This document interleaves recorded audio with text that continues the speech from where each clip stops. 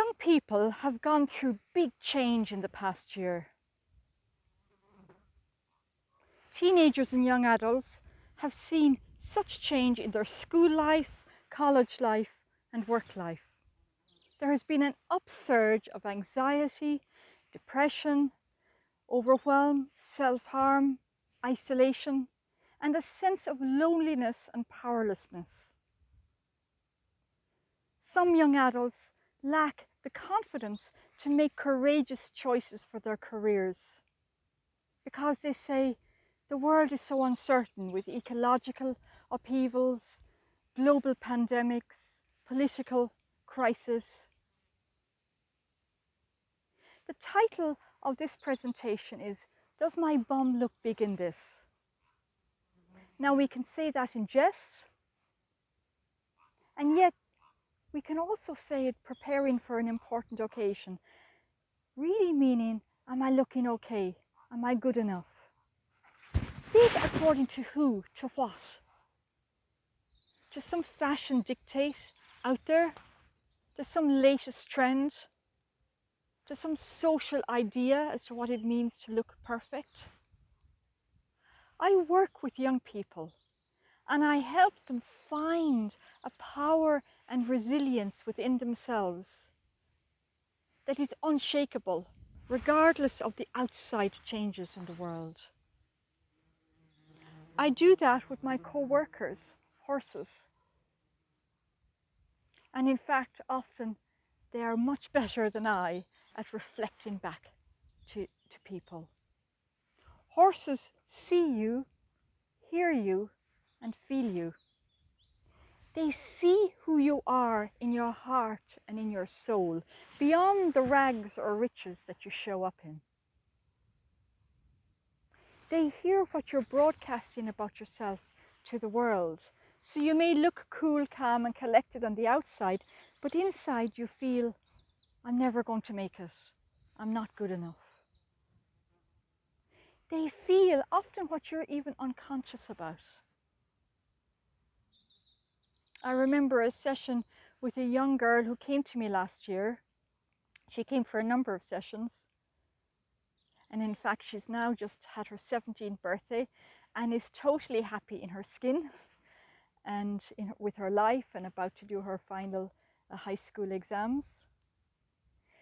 But her school recommended her because she was on strict diet regime and exercise programs and had got to the point of staying in her room and not socializing at all and was starting to throw up her food.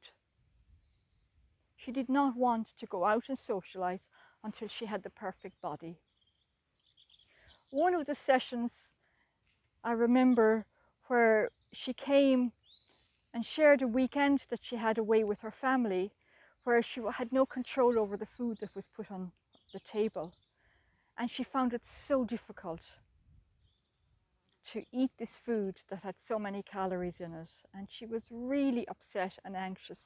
How is she going to manage her life with all this food in the world? And she found the weekend really stressful. She chose a horse to work with.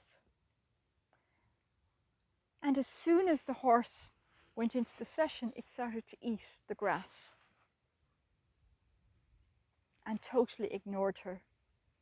I moved the horse to a sand arena where there was no food, and it truly got its head in under the railing to continue to eat, still ignoring this young girl. She said she felt rejected, isolated, and unloved. I asked her, what did it mean to have the horse eating all the time and not giving her any attention? And she suddenly realized that's the way she was over the weekend. In her effort to be beautiful and attractive, she totally isolated and rejected those who loved her the most and those who she loved the most. And she actually wasn't a nice person to be around.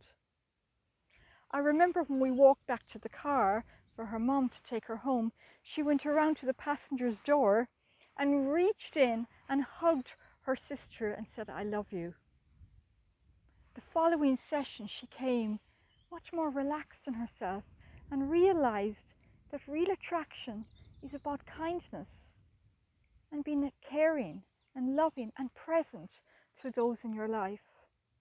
That was one of her aha moments. We had many.